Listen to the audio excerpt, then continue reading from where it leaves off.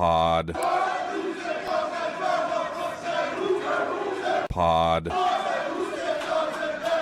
Welcome back, Pod, to another episode of Say Who Say Pod. He's Danny O'Neil in a sports coat. I'm Christian Caple. It's February 5th, nearly a month since the Demond Williams Jr. saga, and yesterday afternoon, we heard from the quarterback for the first time. Does it feel like it was yesterday, or does it feel like it was a lifetime ago? Because for me, it honestly feels like that happened 4 months ago. It feels like forever ago. And I think that's exactly how Jedd Fisch wants you to feel about it, wants folks to feel about it. If I was a cynical person, if I was prone to sort of take the most cynical interpretation of every event, I would be tempted to point out that staging a press conference with your quarterback who set everyone on the ear a month ago, maybe if you wanted the least amount of attention trained on it, doing it 5 days before the other football team in town plays in the Super Bowl might be a fantastic time to do it. Oh, the Super Bowl is this week. Yep, that's right. Might be the time to do it if you're looking to slip that one under the radar. Thankfully, I am not incredibly cynical. Yeah, that's a good thing that you're not prone to that kind of cynicism, because then I'd have to point out that if that were the plan, not saying we think it was, you might also put the quarterback seated between his head coach and 4 teammates. Just saying.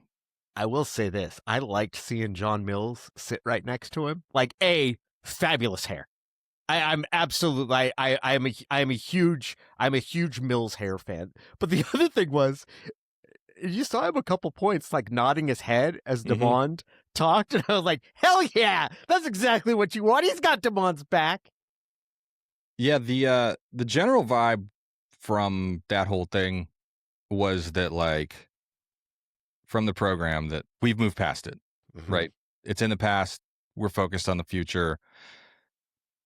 Nobody else cares. And I'm not trying to make some pronouncement that, like, none of the 100+ people in the locker room care at all or are thinking about it. Like, who knows? But it's like we said from the beginning, I don't think that winning back the locker room was going to be this tremendous challenge. I think that you're going to find that's the place where you're going to find the most empathy and understanding for that type of situation. Did you care what was said at this? Was there anything in particular that you were looking for by now, or like you said, it feels like 4 months ago. Who cares? Move on. So, from the observational perspective, I'm always interested to see how teams, and this is really regardless of sport. It's outside of sports too. I like watching how teams handle crisis communications. Like, I do. You're talking about someone who I read through Peter Attia's apology explanation for his inclusion in the latest release of the Epstein file. Like, I'm very interested in that sort of stuff. So from that perspective, yeah, I was really interested to hear what he said. My Husky fan perspective is a little different, and I'm probably the wrong person to ask for how Husky fans reacted to it, because from my personal, and we said this last time, I didn't think he owed me. I didn't feel like I needed to hear or wanted to hear an apology from him. I thought that if there was an apology owed, I did think he should apologize to the UW women's soccer team and to Mia Hammett's family. I did think that. I thought he probably would need to explain and talk to his teammates and coaches, but I wouldn't go so far as like he's going to have to apologize to them. That's between them. I didn't feel like I needed that, but I don't feel that's the only acceptable answer. I don't feel that's the right. Everybody has their own relationship with college football and the reasons that draw them to. And if there were fans out there who really felt like, I actually think for me to feel the same way about Husky football, I need to hear more from him than I got in the press release. I think that's a very valid feeling. And if someone felt that way, I don't necessarily think that Wednesday's event helped in that regard. I'm not sure if a better or more sort of contrite approach, like, I'm not sure what would have satisfied that person, but I do want to be respectful of, I understand. I don't think everyone who wanted more is wrong to want more. And if they did want more, I am interested to hear how other people felt about it. Like people who did feel like, okay, I'd actually like to feel better about this than I currently do. It's hard to feel any better about a vehicle buying experience than the one you get at Chuck Olson Kia in Shoreline, Danny. Every week, the transition gets better and smoother. That's what we're aiming for. Every week. Constant improvement. I don't even know when it's coming, and sometimes it's just, bam! Time for Chuck Olson Kia. Continuous growth. Locally owned and operated since 1964. Family owned and operated by family of University of Washington graduate. Chuck Olson Kia in Shoreline has a friendly, low-pressure sales staff and a competitively priced selection of vehicles. We continue to think that you should buy one. And if you do, you should ask for our friend Henry Olson. And if you talk to Henry, you should tell him that Say Who Say Pod sent you. This episode of Say Who Say Pod also brought to you by our friends at Husky Mobile. Husky Mobile is partnered directly with the University of Washington to offer affordable plans for the Husky community.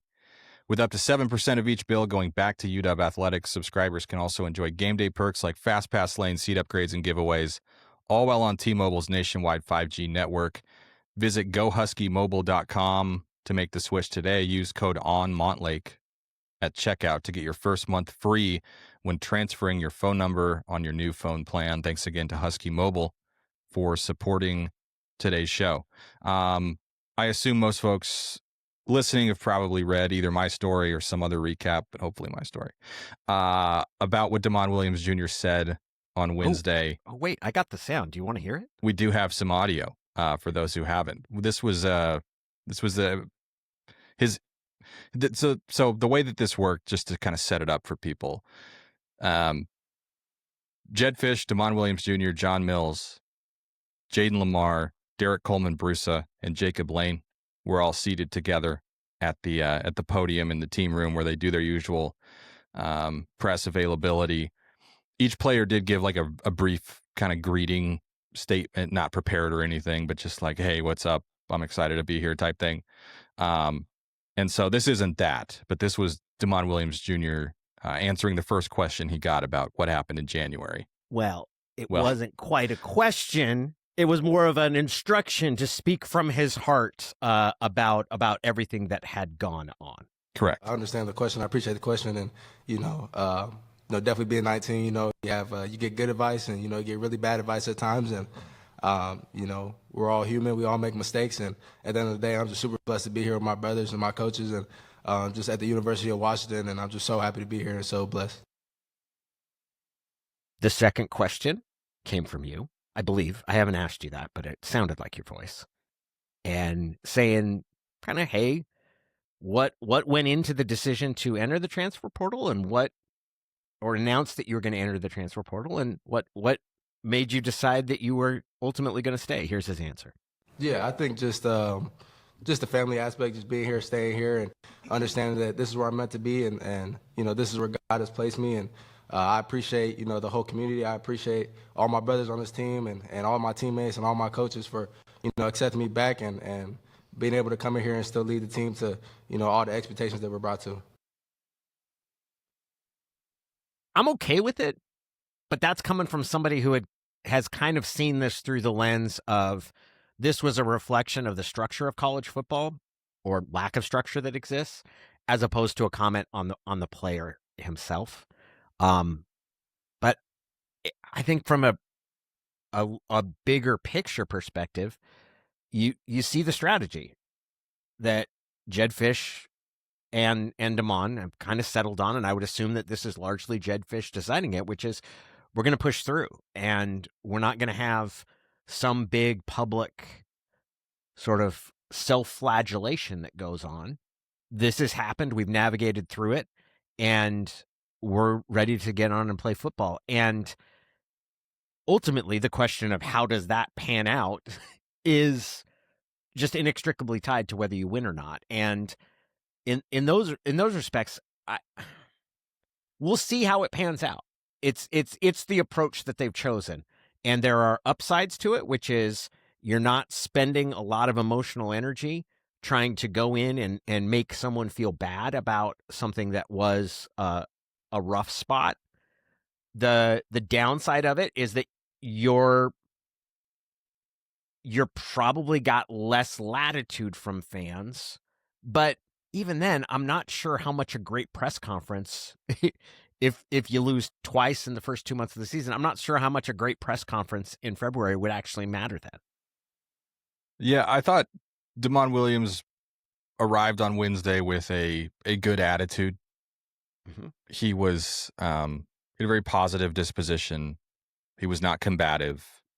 He there was no air of like, why are you asking me this? Or I'm annoyed to be asked about this. Mm-hmm. There also was very little introspection Right. on any of these matters, which I frame all of this really through the lens of expectation. And I was not expecting really much more than what you heard there. Jedd Fisch did not offer a ton of details. They obviously don't want anything to do with the tampering conversation. Yeah. I don't think we have that audio, but it wasn't much anyway. He was asked directly, Damon Williams was, about, so was it LSU who tried to get you to transfer? And he simply replied, no comment. And if you go and watch the video, if you watch Jedd Fisch during that, he gives just the slightest little bit of smile when he hears him say no comment. Almost like a little, I don't know if he's proud, like, yes, right answer. Perfect. Good job. Obviously they are, Jedd Fisch has made clear that they're not going to touch that or throw names around or talk about, and that's like, I heard a lot of fans say that when this all went down about like, well, he better be willing to name names. I need to hear. And like, I totally understand that sentiment. I would love to know how it all went down. I think that, I don't know that Dabo Swinney's ever had so many fans across the country for very explicitly naming names in a tampering situation and making those accusations against Ole Miss and Pete Golding. But that was not going to happen here. It just simply was not going to happen. So that part is funny to me because there's an emotional chord that hits with people. People do want to see other people called out. And I don't even think I think it's been accentuated by how quickly information gets communicated now. I think it's been accentuated by social media and kind of how quickly we know about all these things. But I think there's always been, people always love gossip, but they love to have the gossip confirmed in like public fighting. I don't feel that making it public necessarily works to your advantage long term as a program, just from the strategic element of it. I think people feel really satisfied by it. But I actually, Jedd didn't lose the player. So I feel like this is from a strategic aspect, this is the right approach. Like, you don't want to create a very public pissing match over sort of who was involved with it if the guy didn't leave. Yeah, I would agree. And I don't know how many Power 4 teams want to do the whole let's air all the laundry on tampering, because what is tampering and what isn't. And when you point a finger at someone, there are 3 fingers pointing back at you and sometimes your thumb. Yeah, so I think the sport has like kind of got to a place where tampering basically isn't a thing, because there is no, for it to be tampering, there has to actually be enforcement and rules, which I guess there are, but there's, rules without enforcement aren't really rules. So anyway, I think there was one more question. I wanted to ask, about this idea of, do you feel like you need to win the fan base back? I will assume that whatever needed to happen with the team has happened, if anything needed to happen at all.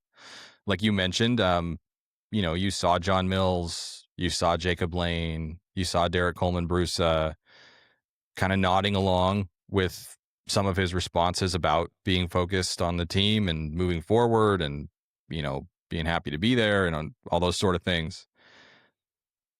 I'll say this, earlier this week, I was invited to sit in on a couple of sort of life after football developmental sessions led by Cameron Ilasara, who's their director of player personnel.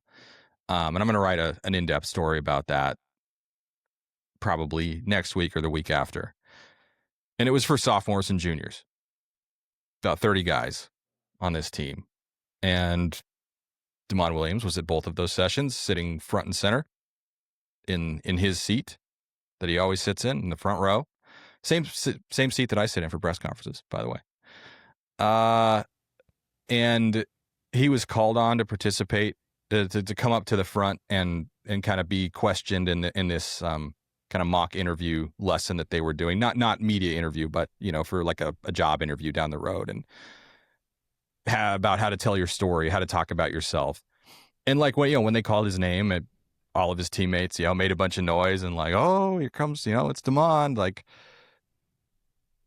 I say it all seemed very normal, very healthy. Like, he's just one of the guys. I think that's probably where the team is at, just based on my observation. So that piece of it didn't necessarily surprise me, but I did want to ask about this idea that, hey, look, there are many fans who are still not pleased about this. I published my reader survey at onmontlake.com last week. Over half the respondents said that they are at least slightly less excited about the upcoming season because of the Demond Williams Jr. situation. 38.9% of people, and this is out of 620 responses, 38.9% of people said they're slightly less excited, and 17.7% of people said they're far less excited, as opposed to 13.9% of respondents who said that it had no impact on their excitement for the season, and 23.1% who said that they're mostly just relieved. So with that context in mind, I just wanted to ask, like, hey, do you go into any of this with the mindset that you need to win people back? Yeah, I would say my entire focus just focused on moving forward and having my eyes set on our goals as a team and continue to be the leader and the quarterback for this team that I can be, and just taking it day by day. And that's what I tell John and the O-line a lot of the time. Just you're taking it day by day, trying to figure out how to get better each day, and try not to look ahead and just keep your eyes going forward. I think that, I've heard from people who were not particularly satisfied with that response, which is their prerogative. I think maybe the most, like, if you're really trying to parse any of this for meaning or detail, like, there isn't much. I do think acknowledging that you can sometimes get really bad advice in his very first response, and that we all make mistakes, is the closest that he's come to acknowledging that the decision itself was a mistake. Mm-hmm. Because I could see a world where you show contrition and you apologize for the timing of it, the fact that it occurred during Mia Hammett's memorial service, but that you sort of maintain that, like, I don't feel the need to make some grand public apology for the fact that I was just trying to go make more money somewhere else. Mm-hmm. And many will disagree with that as well. I'm not necessarily saying that that's where I come down on it. But I could see a world where, like, that's a stance that a player in that position takes. He doesn't seem to feel that way. But I also don't think we really have much insight into how he actually does feel about how any of that happened, because he really didn't reveal much. I'm okay with that part of it. In the poll, does this make me less excited? I don't think it necessarily makes me less excited for the season. I do feel I voted relieved. Like, I'm relieved that he's going to be here. I also know that event, sports exists as kind of a magic spell. At least it always has for me. That we agree to be irrational about certain things when you follow sports. The actual outcome of a sporting event doesn't, I mean, for most of us, doesn't affect any of our actual, we don't make more money from it. We are paying to be entertained. And because we sort of are willing to believe in the team that we cheer for, like, we get some sort of emotional, visceral payoff.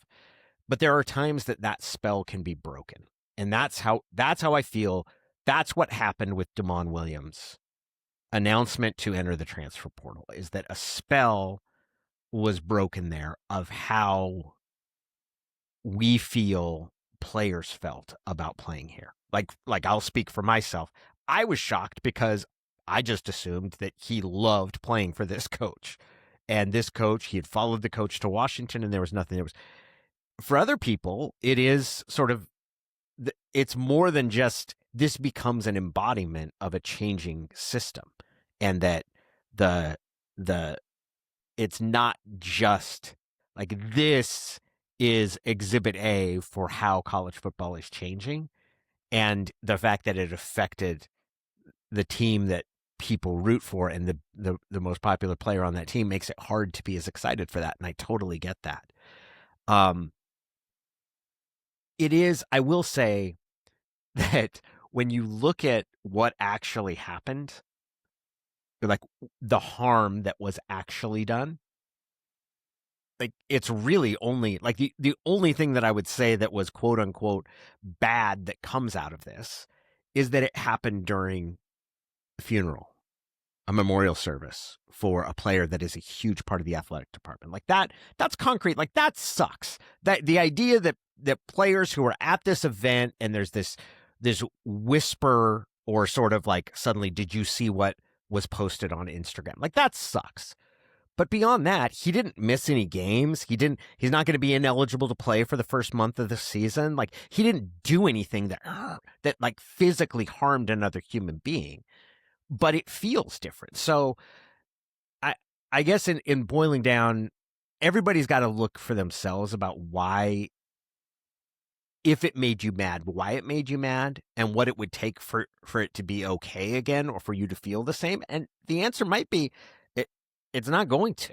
And that's okay. Like you're not obligated to sort of like, you just have to get over it because nobody was hurt, because I explained how it didn't really hurt anybody. But there is sort of that other side of it of it is crazy to expect the 19-year-old to be the most mature of all of the people that are involved in this. Like that part is a really, there are other adults involved here, other adults that he presumably is relying upon for advice, who are telling him conflicting things.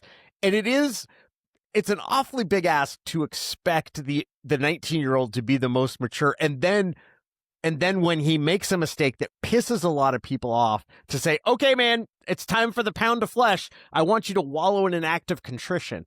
And that for me was why, like, I don't need that, because I don't think he hurt me. I can still cheer for him. But it's just a big mess. And ultimately it's this sort of thing is happening all across the country in different ways with this sport. It would have been nice to like have a chance to talk to some of the other guys at the press conference, like a little more spread out away from a podium. Yes. And ask about this specifically, because I think I know what they would say. Like, you could, based on John Mills' body language and like you mentioned, I mean, him kind of nodding along, like, I think he would have been more than willing to kind of vouch and have his quarterbacks back and all those sort of things. But that's a very, very awkward question to ask with him sitting 4 inches from the guy, you know? It's such a crazy thing. The whole thing. Also asking Deont to, like, will you speak from your heart? Sitting at a table. Well, he wasn't asked to speak from his heart. Told to speak from his heart. Sitting at a table with his coach next to him in 14 minutes. That's really weird. Like, the whole thing was just bizarre. It was. Derek Coleman Bruce is a big dude. Yeah. I kind of like, did he go top buttoned? He looked imposing that way. I'll have to check. Yeah. I think he was top buttoned. You can see just based on the stature why they are so confident in saying already that he's going to play more than just edge rusher. You know, whether that's out of the box, so to speak, day one. I think, you know, where he's most needed is on the edge as a pass rusher. But you can see why they think he can kick inside. I think he's over 280 at this point. He looks like a college football player, man. He looks like he looks like a guy you want getting off the bus early. Yeah. I think Jedd Fisch said that Ramzak Fruin and Isaiah Tokyo. Their two linebacker signees are both up to 230. Both those guys are listed at 6'4", 6'3", or 6'4". So Jedd Fisch loves to talk about size, how big, especially how big the young guys are. Certainly, they prioritize it in 2025. I think to an even greater degree in 2026. And John Mills spoke about being fired up for Cody Green. Derek Coleman Bruce had talked a little bit about some of the big lifters in the weight room among the 2026 class. I know Fisch said he was asked what he's learned about those guys so far, and the first thing he said, he's like, I know they're really confident. It's a very confident group. And I think that this coaching staff kind of instills that confidence in freshmen, right? Like the days of freshmen are to be seen and not heard, and you're here to like get hazed and beat up on scout team are very much over. Like if you're in this program, you're going to have a chance to compete and win a starting job. And if you're good enough, if you're Derek Coleman Brusa, if you're Cody Green, if you're that type of player, you're going to be put in those positions right away. You're going to be given an opportunity to prove yourself right away with at least the second team and probably the first team as well. So 20 freshmen on campus, plus I think 9 of their 12 transfers already there. They'll have all 12 for spring practice.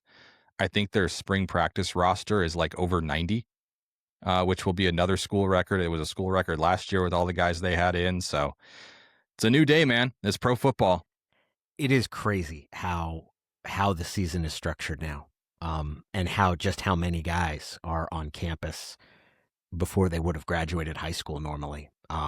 It is, I mean, I would say like that's the biggest change, but no, it's actually not. It's like one of about 15 monumental changes that have taken place over the past 20 years.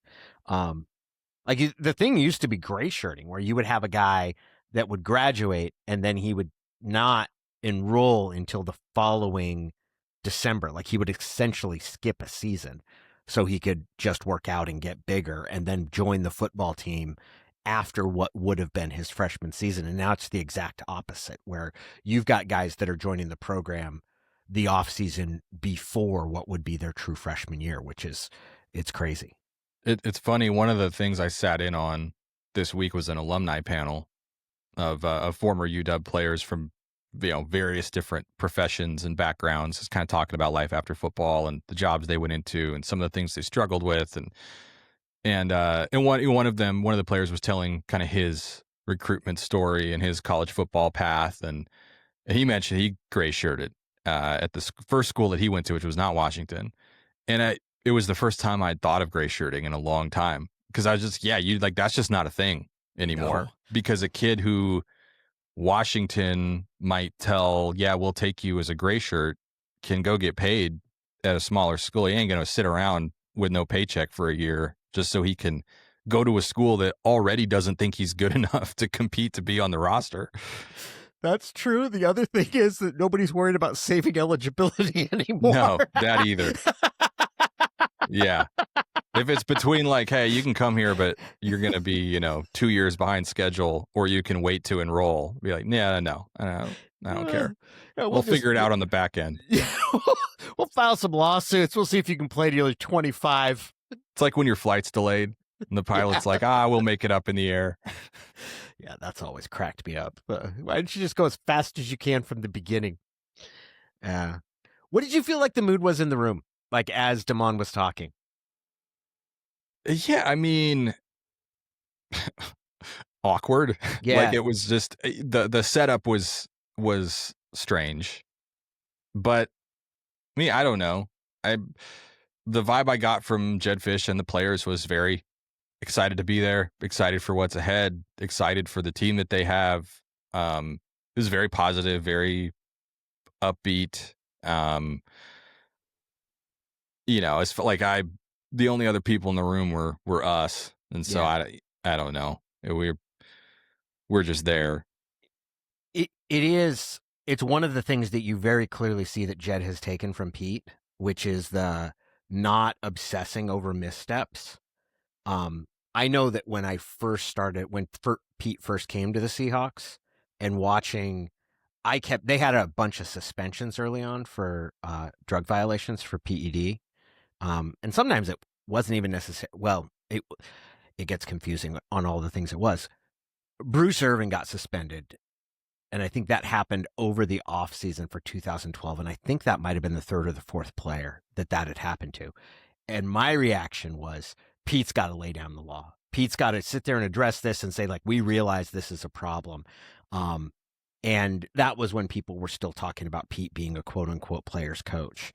And he never did that. He basically, Pete was adamant the entire time he was there about when a guy screws up, he goes, you acknowledge that it happened and then you focus on moving on. You don't sit there and dwell on the screw up because, and we talked about this before, they're going to screw it up. They're young. They're going to make mistakes. It's going to happen. But his result was you're not going to sit there and force rub their nose in it. You're going to say like, hey, it's unfortunate it happened, but we're moving on. And you see Jedd using that very much right now. And there are trade-offs, like we were saying earlier.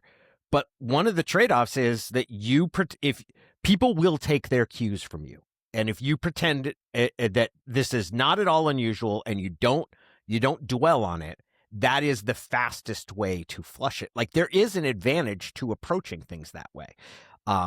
So it was interesting because I don't see, there are a lot of things Jedd does that I don't think reflect Pete. But that is one that I definitely think like that is very much out of the Pete Carroll playbook of if there's a fight on the sideline, if there's something that happens, if a guy gets in trouble, if someone happens to steal donuts from Top Pot one night, like you don't pretend like this is or exaggerate or really like use the scrunch your eyebrows and talk about how upset and disappointed you are. You like, yeah, man, nobody wanted it to happen, but we're moving forward. And I would say overall, I think the benefits of that approach outweigh the drawbacks, but it takes a lot of discipline to be able to do it. Yeah, he's pretty relentlessly positive internally, I think, and really tries to look on the bright side and kind of instill that positive mentality. I mean, you heard him the last time you spoke after the Demond transfer stuff. He went on KJR and then he had a press conference at UW to kind of reset the calendar a little bit. I should say too, like yes, this is the week of the Super Bowl. You could raise an eyebrow at the timing. He does like to do a press availability the first week of February, usually. Or around this time at least. Technically, it was signing day on Wednesday, and so whether you want to call it a signing day press conference or not, obviously they didn't sign anybody. Very few programs still do on the first day of what's still called the regular signing period, even though it really is the late signing period. The December signing period is the regular signing period. It's not the early signing period. Anyway, when he spoke in January, he used the occasion to kind of try to spin this into a broader examination of college football as a whole. And this is just where the game is. The calendar's broken. The systems are broken. We need regulation. We need everybody on board. We need everybody in agreement that this is how we're going to play. These are the rules we're going to abide by. We need people to follow the rules, so on and so forth. And so, that was sort of an initial attempt to move beyond the Demond Williams of it and zoom out and take a wider lens. And now a month later, I think the message projected on Wednesday was very much like, we've moved on. We're looking forward. We've turned the page. Yeah. It's and ultimately, like there is, I do think the one reason that I think that approach tends to work well is that there's nothing you're going to say in February that's going to prevent sort of any hard feelings that existed before the great press conference will reemerge after a couple losses once the season starts. Like that, I do think that part, and the stakes are elevated on this season because of what happened. I firmly believe that the stakes of how things go, there is, whether you want to call it like the equity that a player in the team has among fans or that, but there's going to be less patience. And that's just a result of how this went down. Desmond Roebuck moving to the slot. I saw that. Kind of anticipated that. Did you? I'm surprised. Yeah, I mean, I know he's clearly not an X, right? Like they want a bigger dude. Yeah, they want a big X. They want a big body, tall, at least a tall body at the X spot. He played well at Z. Yes, last year. Certainly. He did. If you look at, PFF's got him lining up in the slot a fair amount, not as much as he did outside. Mm-hmm. The stereotype is that if you're under 6 feet tall, you're a slot receiver, right? Like if you're looking at, okay, of the incoming receivers, who's going to play outside, who's going to play inside? Oh, guy's 5'11" or 5'10", he's going to play inside. So in that sense, it's like, but I think, their idea of what the slot receiver in their offense should be is Jacob Cowing, who was very quick, good after the catch. They threw him, they prioritized getting him the ball in space and gave him a ton of targets and a ton of opportunities. Yeah. I think they probably see Desmond Roebuck as, not quite the same player, but generally speaking, like obviously elite hands. Mm-hmm. He's proven he's good after the catch. Yep. He might not be a burner, going to win a 100-meter race against, every DB he goes up against necessarily, but he's shifty and he's crafty. He's smart. He's tough, right? He'll lower his shoulder. He's a baller. Yeah. Yeah, I mean, he just makes plays. He's just like he is a guy who can make plays after the catch in space. And so I'm not surprised that they see maybe more potential for him in that role. I mean, just the innate understanding of defensive structure and how to settle down in zones. I think he's also, a very, let's say, willing blocker that probably doesn't take it far enough. I think he enjoys blocking. Mm-hmm. I think it's when I did a big story on him last year, I was talking to his dad, and his dad was like, his dad's the head basketball coach at his high school, and I think also was an assistant football coach. I might be misremembering there, but anyway, he's like, I don't think he gets enough credit for his blocking. Mm-hmm. He's like, what, I love watching him bury a DB. Like that's one of my favorite things. That showed up in camp, last year. It was going after a freshman DB who'd kind of like chirped at him a little bit, and he drove him into the sideline a couple of plays later. And so, that they ask a lot of that from their slot receivers. I think that was a bit of a challenge for the guys that they moved to that spot last year, because they Raiden Feinsbright won that job, but even he, I don't know if he necessarily profiles as a slot guy long term either. I'll be interested to see kind of how Arizona State uses him. They just didn't have like a natural fit for that position last year. And I think Desmond Roebuck can play anywhere.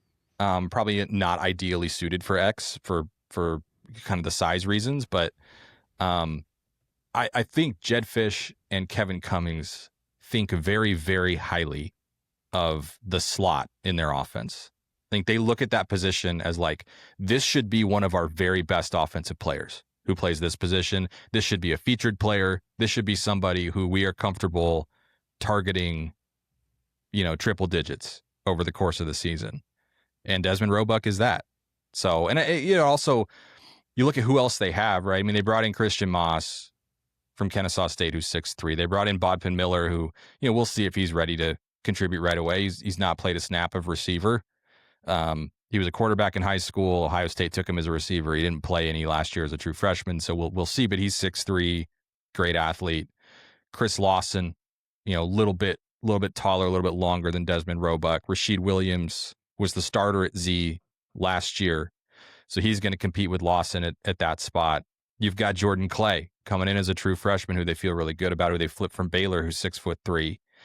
So I think that, considering kind of the length and the size that they have elsewhere in the room, If you're looking to feature Desmond Roebuck and put him in the position where he can most thrive and like most help the offense kind of reach its potential, that slot I think makes a lot of sense. It does. The surprise that I had was, given the number of new guys in new spots, you're basically choosing this as an opportunity to kind of start fresh. And that's overstated, because it's not like being in the slot means you'll only be in the slot or he won't ever line up at Z.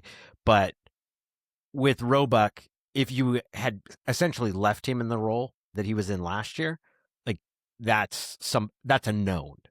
And this is, you're going to have, everybody's essentially in a new role this upcoming season.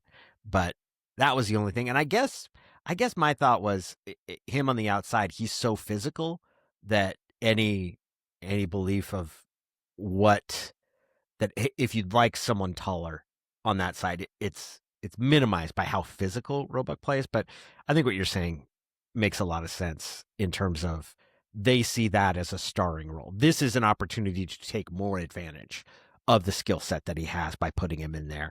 I think Roebuck's a baller. Like I've loved watching him play, and I think he's a hell of a college football player. Yeah, I think he very quickly became like one of their biggest priorities for retention. It has to be. Yes. And that was, I would say, the trickle-down effect when you heard that Damon Williams was leaving. Like, that was kind of my index, like, oh God, would they lose Roebuck too? And obviously, like, that gets into about 3 different layers of questions. But my feeling was, if you didn't have a setup like you had with Jedd Fisch and Damon Williams, I could see a receiver who had a year like Desmond Roebuck had last year absolutely being able to pay that forward, of get a huge offer from somewhere else where people were like, I was not familiar with your game, because dude, he looks like just a stud.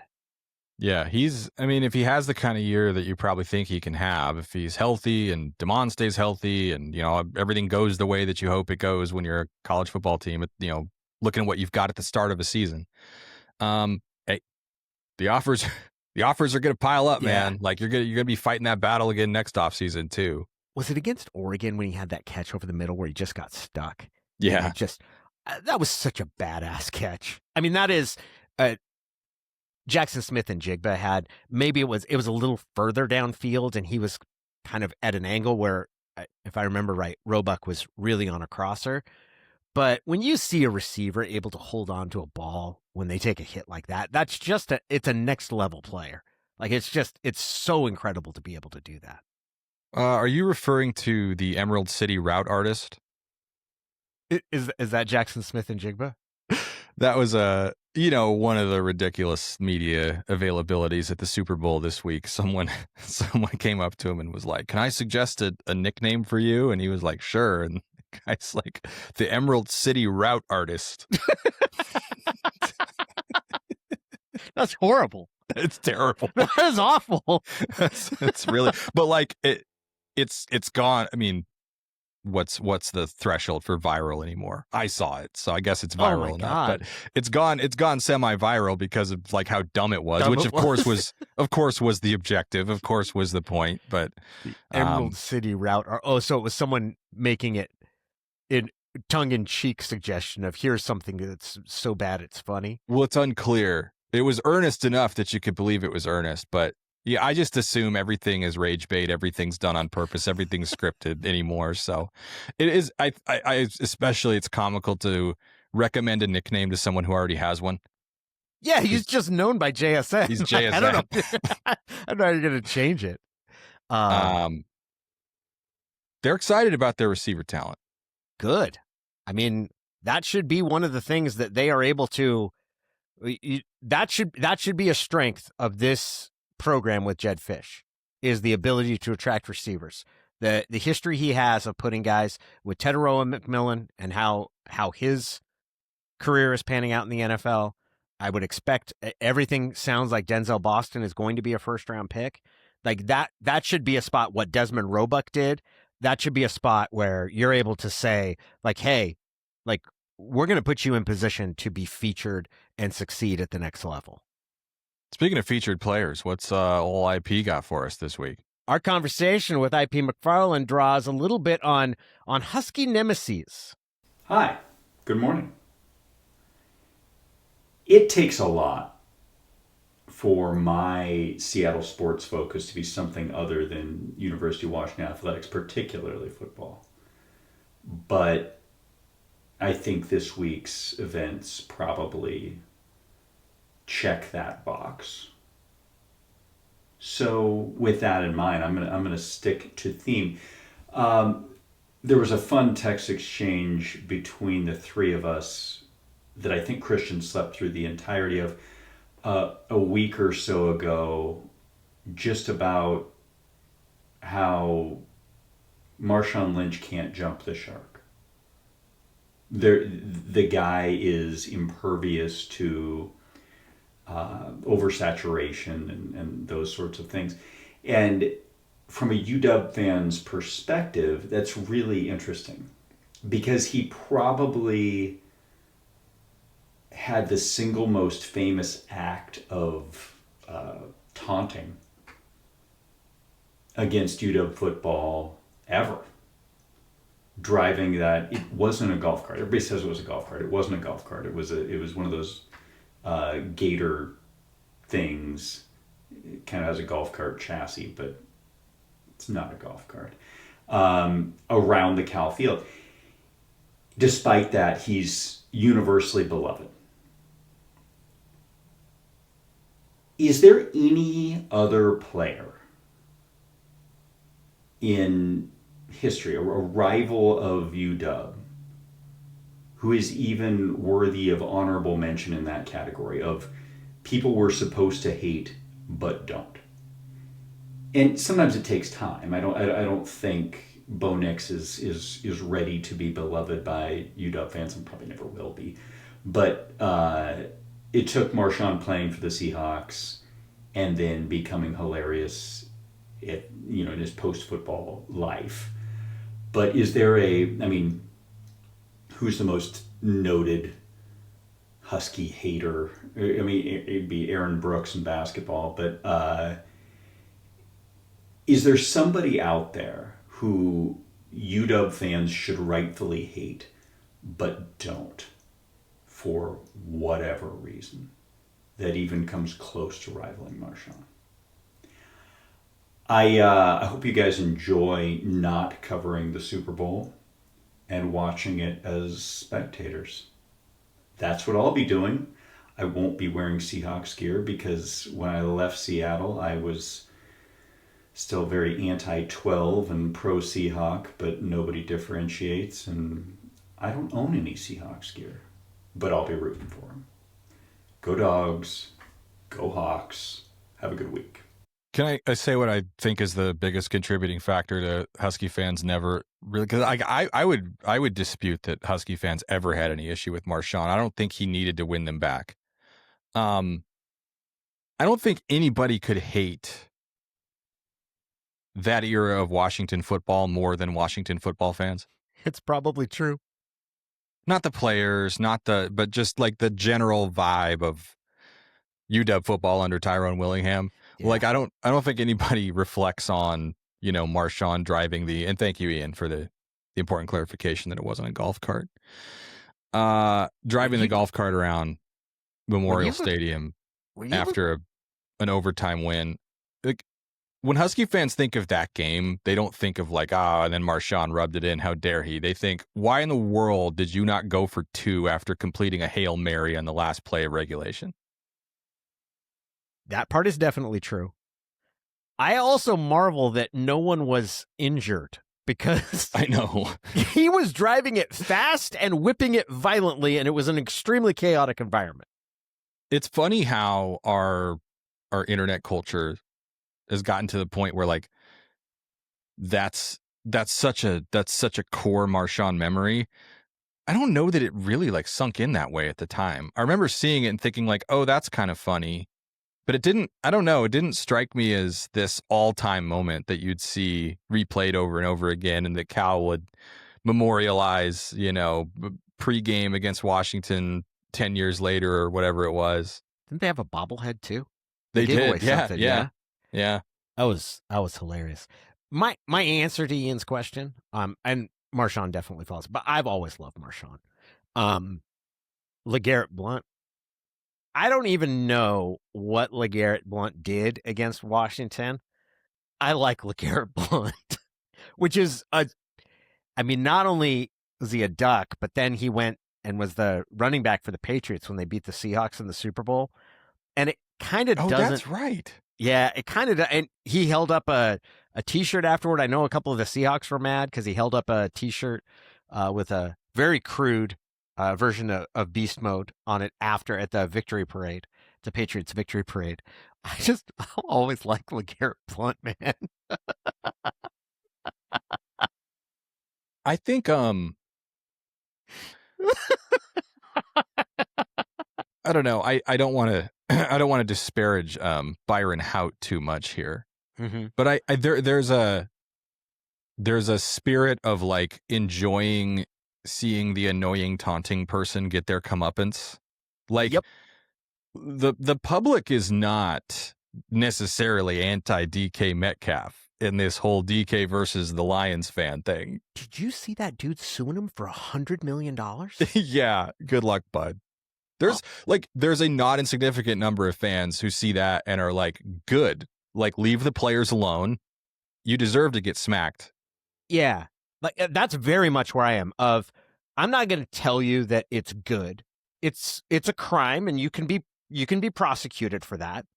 Like it is, I guess we call it assault now. But I don't feel bad if you get smacked because you say something to someone and it pisses them off. Like that's part of what I learned growing up. There was a kid that lived next door to me growing up. His name was Kenny Wilkinson, and Kenny was a couple years older, and he was several magnitudes tougher. Like he was a legitimately tough kid. And Kenny's parents had a rule, like he couldn't hit me first, but he would inevitably tease me. And I remember like one day specifically, he had passed down, it was like a big wheel to me. And then he came over and was using his boots that he had to break the pedals off of it. And I was like, you can't do that. You can't do that. He's like, it used to be mine. I could do what I want. So he's breaking the pedals off. And eventually I hit him to try to get him to stop. And Kenny punched me about 3 times in the face. And like when my dad heard about it, like he's like, I'd probably not mess with Kenny anymore. Like that's like, you hit him first. Sound what do you want me to do? The rules here are like, if you don't want to get punched by Kenny, don't do things to aggravate Kenny like that. And looking back on it, like Kenny was being a jerk, but I certainly wasn't a victim. Just in general, like, yeah, there's something very fun about watching someone get like, rah, rah, rah, rah, wham.